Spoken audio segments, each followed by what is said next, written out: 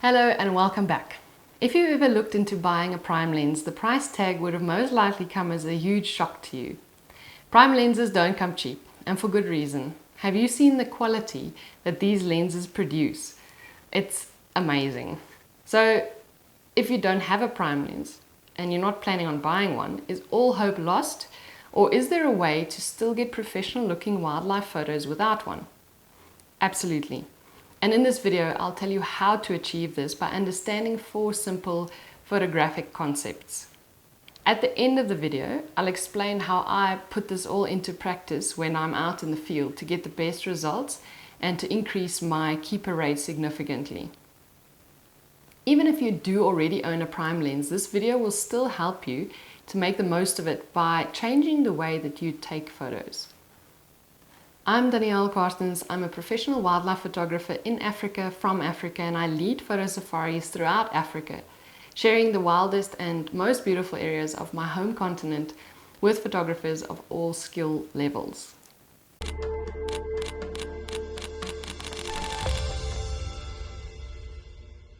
Aren't these photos just beautiful? Have you thought of why these photos are so appealing in comparison to these photos, for example? For the most part, it's the subject separation, the blurry background.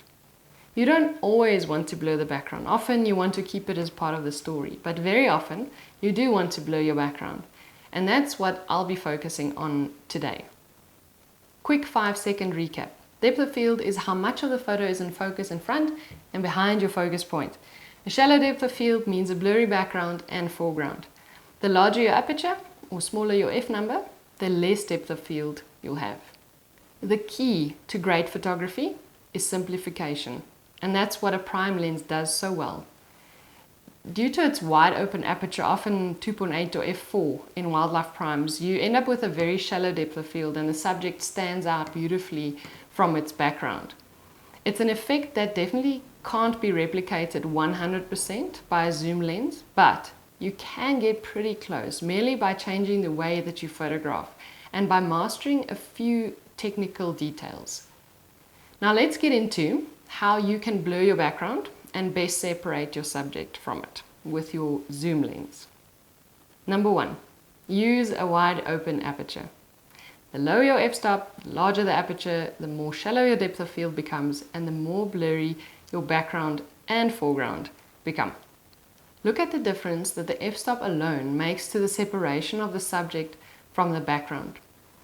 I don't necessarily encourage using your widest aperture always because it could affect the sharpness of your image, but something's got to give and you need to decide what you need in your particular situation.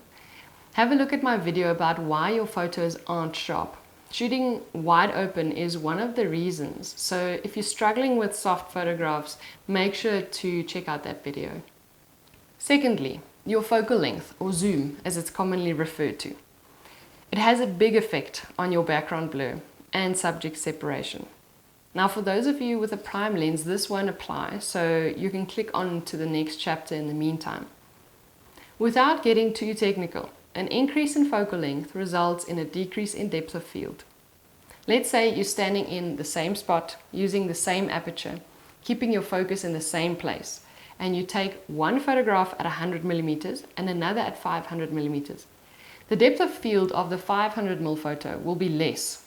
In other words, you'll get a more blurry background when using more zoom. Sometimes we need to think out the box when it comes to composition. We need to discard the idea of getting the whole animal in the photograph and think more of simplification. By the way, if you're enjoying this content, please do remember to subscribe to the channel and click the bell for more videos coming your way. The third factor that will influence your subject separation is the distance between you and the subject. The closer you are to your subject, the less your depth of field will be. If you've ever done macro photography, you'd be aware of this. When you're extremely close to something, the amount of focus in front and behind of it decreases dramatically. As you move further away, the depth of field increases. Lastly, and most important to take note of, in my opinion, is the distance between your subject and its background. The further away the background from the subject, the more it will blur or fall away. You can't move the tree behind the elephant, nor can you move the elephant. But you can often change your position to get a background that is further away and falls outside of the depth of field. Make it a habit to scan the background while taking a photograph. It's not only about the trees and other distractions. When you get too close to a subject on the ground and you start to photograph down at it, you're effectively bringing the background closer compared to when you distance yourself and decrease that angle. This is very important, and I'll be talking about it soon again when I apply all of these concepts to the field. Before I get to that, it's worth mentioning that your sensor size also plays a role in depth of field. Crop sensors will have a deeper depth of field, a larger depth of field, compared to a full frame sensor at all the same settings. This isn't something that you can change in terms of technique out in the field, so I'm not including it in my list, but just be aware of it. It's also worth mentioning that yes, you can now blur your background with software afterwards, and the short answer, that's a no from me. Aim to get it right in camera as best you can.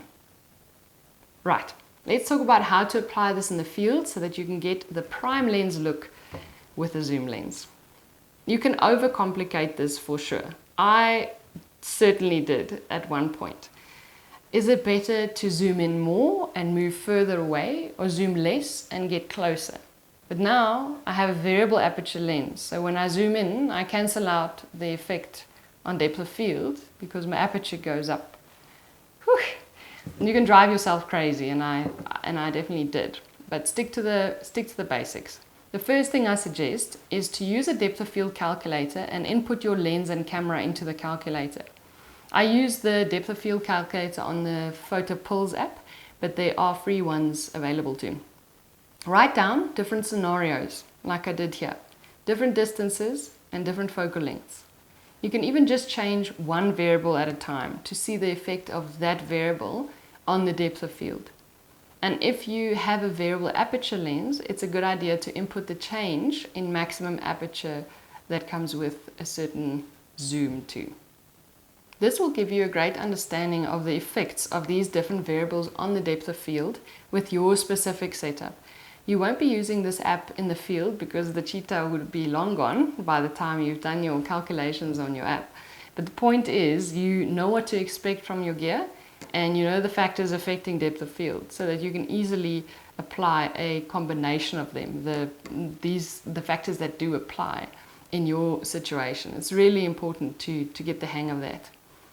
When I'm out in the field and I want to simplify the image, I ask a few questions quickly when I come across a scene. Firstly, can I lower my aperture to separate my subject from its background? If necessary, do it. Then, what angle am I at? Am I photographing up, down, or eye level with my subject? If I'm aiming down at it and the ground is right behind it, I'd move further away because of this triangle that I spoke about. If I'm at eye level, it's already better than aiming down because the background falls further away and I can decrease the depth of field even more with aperture and or focal length. Then, can I separate the background from the subject? Often, you can change your position, as I mentioned, so that the background is further away. This makes such a huge difference to your photographs. If you can't, then it's up to the other factors to do their thing. Then I think, can I zoom more to avoid cropping out parts of the photo in post? By doing so, I'll decrease both my depth of field as well as avoid unnecessary cropping later, leading to a sharp, professional looking image. Then I think, can I safely go closer to the subject without negatively affecting my wanted composition? If yes, I do it. As we know now, this will decrease the depth of field and get you a blurry background. If you don't want to go closer, or you can't do it safely, or you're going to influence the behavior of your subject, then you use your zoom and think of another composition and get creative. More often than not, a combination of these four factors that I've mentioned gets you the best possible image with the optimal subject background separation. But how in the world do you know what your depth of field looks like before taking the photograph? Is there even a way? There is a very handy depth of field preview button in most cameras nowadays. Mirrorless cameras give you the option to continually display the actual depth of field in the viewfinder if you're in manual or aperture priority, and in DSLR cameras you can set it up as a shortcut. I probably should have told you this at the beginning of the video, right? No, because now you understand exactly how depth of field works, what influences it, and now you can apply the concepts to any situation to make your images look as close as possible to prime lens quality. Thank you so much for watching. If you have any questions, please pop them in the comments below. Until next time, keep well. Bye-bye.